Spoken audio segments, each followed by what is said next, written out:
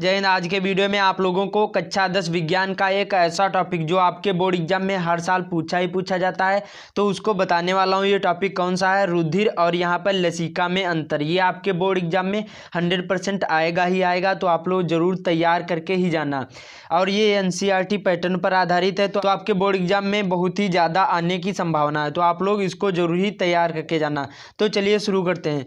तो यहाँ पर देखो, रुधिर को हम क्या कहते हैं? ब्लड कहते हैं। अंग्रेजी में इसको खून भी कहते हैं। और लसिका क्या होती है? एक लिम्फ, इसको अंग्रेजी में कहते हैं।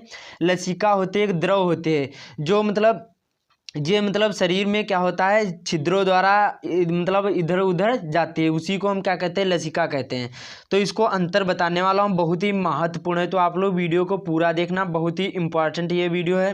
तो देखो, सबसे पहले इसको इसी प्रकार से लिखना है और याद भी कर लेना, बहुत ही महत्वपूर्ण है। रिपीटेड ये क्वेश्चन है। तो पहला है यहाँ पर 4 बताऊंगा, मतलब अंतर, ये 4 ही आपको तैयार करना है और यही आपके बोर्ड एग्जाम में 4 नंबर के जरूर ही पूछे जाएंगे।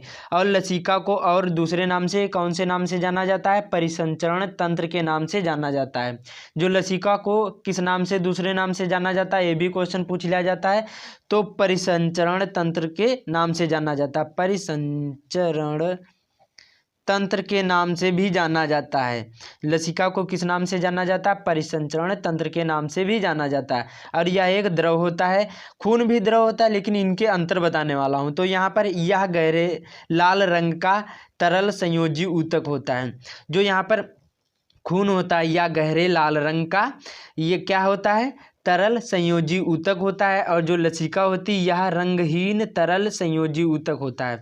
मतलब खून जो होता है ये लाल रंग का होता है, तो सभी को पता होता है।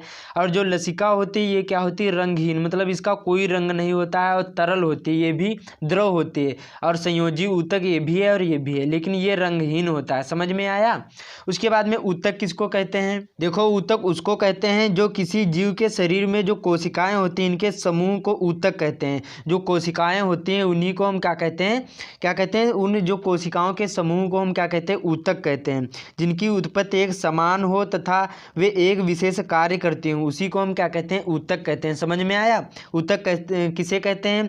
किसी जीव के शरीर में जो कोशिकाएं होती हैं, कोशिकाओं के समूह को ऊतक कहते हैं। जिनकी उत्पत्ति एक समान हो, उसी को हम क्या कहते हैं? ऊतक कहते हैं। या विशेष कार्य के लिए करती हो, उसी को हम क्या कहते हैं? ऊतक कहते हैं। समझ में आया? तो दूसरा यहाँ पर अगला है, यहाँ पर अंतर। रुधिर में लाल रुधिर कणिकाएं पाई जाती हैं। जो रुधिर होता है, खून होता है, इसमें लाल रुधिर कणिकाएं पाई जाती हैं। लाल रुधिर कणिकाएं मतलब यहाँ पर छोटे छोटे, यहाँ पर क्या कणिकाएं लाल पाई जाती हैं। और जो लसिका में क्या होता है? लाल रुधिर कणिकाएं नहीं पाई जाती। इसमें नहीं पाई जाती क्योंकि ये रंगहीन पदार्थ है, यहाँ पर संयोजी ऊतक है, तो इसमें क्या होता है? तो यहाँ पर देखो, क्या लाल रुधिर कणिकाएं नहीं पाई जाती हैं। बहुत ही इंपॉर्टेंट है, क्योंकि आपको जो ये याद हो गया तो इसी का उल्टा हो जाएगा, विपरीत हो जाएगा लसिका। समझ में आया?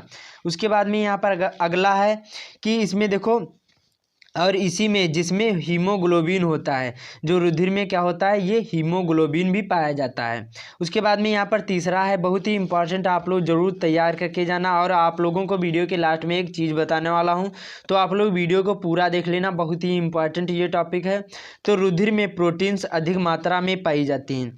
जो रुधिर होती है, जो खून होता है, इसमें बहुत ही ज़्यादा मात्रा में प्रोटीन्स पाई जाती है। क्या पाई जाती है? प्रोटीन्स बहुत ही अधिक मात्रा में पाई जाती है। और जो लसिका में प्रोटीन्स अपेक्षाकृत, मतलब इसकी अपेक्षा ये यहाँ पर लसिका में कम मात्रा में पाई जाती है। जो प्रोटीन्स होते हैं वो लसिका में कम पाई जाते हैं, मतलब यहाँ पर रुधिर के अपेक्षाकृत। समझ में आया? बहुत ही इंपॉर्टेंट है। उसके बाद में यहाँ पर अगला है, इसमें ऑक्सीजन अधिक मात्रा में पाई जाती है। जो खून होता है, इसमें क्या होता है? ऑक्सीजन बहुत ही अधिक मात्रा में पाई जाती है ब्लड में। उसके बाद में जो लसिका में, लिम्फ में, इसमें ऑक्सीजन कम मात्रा में पाई जाती है। तो बहुत ही सरल है, आप लोग इनको याद कर लो और इसी के विपरीत ये हो जाएगा। बहुत ही सरल है, 4 नंबर बिल्कुल पक्का हो जाएंगे। ये आपके बोर्ड एग्जाम में 100% पूछे जाएंगे। देखो क्या होता है कि आपके बोर्ड एग्जाम में 7 सेट पूछे जाते हैं।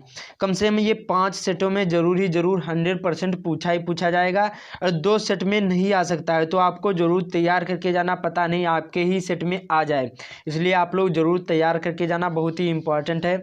और आप लोग जो क्लास 10th की तैयारी कर रहे हैं तो चैनल को जरूर सब्सक्राइब कर लेना। आपको यहाँ पर अच्छे वीडियो मिलेंगे। कुछ भी पूछना आप लोग कमेंट में जरूर पूछ सकते हैं। जय हिंद, मिलते हैं अगले वीडियो में। तो इसको जरूरी अच्छी तरीके से आप लोग जरूर याद करके ही जाना, बहुत ही इंपॉर्टेंट है, रिपीटेड क्वेश्चन है। तो मिलते हैं अगले वीडियो में।